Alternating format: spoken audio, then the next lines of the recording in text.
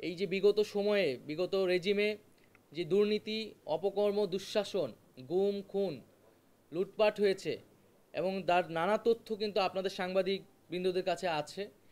সেই তথ্যগুলো সেই সময় হয়তো প্রচার করা সম্ভব হয়নি, কিন্তু এখন কিন্তু সেই সময় এসেছে এবং সেই তথ্যের উপর প্রমাণের উপর ভিত্তি করে কিন্তু বিচারের আওতায় আনা হবে। আপনারা জানেন যে বিচার প্রক্রিয়া চলমান। আরেকটি বিষয় হচ্ছে যে গুজব এবং অপপ্রচার। আপনারা জানেন যে বাংলাদেশকে নিয়ে অপপ্রচার চলছে।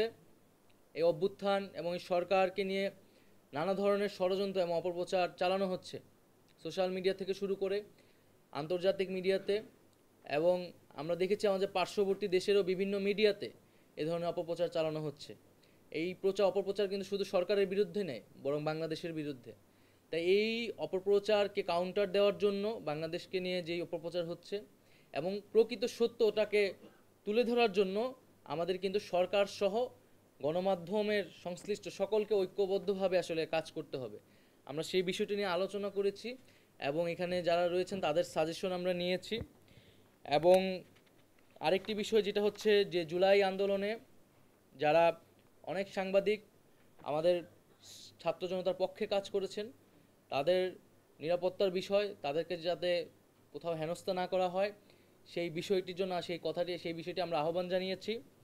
এবং মালিক পক্ষ থেকেও বিভিন্ন তাদের যেই কারিগরি সমস্যা এবং বা দাবিগুলো রয়েছে সেই দাবিগুলো তারা জানিয়েছেন। যেরকম স্যাটেলাইট, বঙ্গবন্ধু স্যাটেলাইটের যে প্রাইস রেগুলেশনের বিষয়টা তারা বলেছেন, পে চ্যানেলের কথা বলেছেন, বিদেশি চ্যানেলের উপর একটা নীতিমালা থাকার কথা বলেছেন এবং টিআরপির বিষয়টা বলেছেন।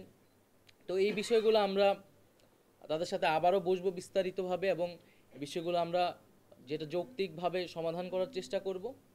তো আজকে মূলত আমরা বসা হয়েছে এই গত 3 মাসের একটা সারমর্ম এবং বিগত রেজিমে আসলে তারা যে নানাভাবে সাংবাদিকরা নির্যাতিত হয়েছে, তাদের স্বাধীনতা হস্তক্ষেপ করা হয়েছে, সেই কথাগুলো তারা বলেছেন। এবং সামনের সবারই প্রত্যাশা এখন আসলে আমরা সামনের দিনগুলোতে যাতে এই ধরনের পরিস্থিতি আর কখনোই বাংলাদেশে না তৈরি হয়, আমরা যাতে একটা মুক্ত গণমাধ্যম আমরা যাতে বাংলাদেশে নিশ্চিত করতে পারি সব সময়ের জন্য।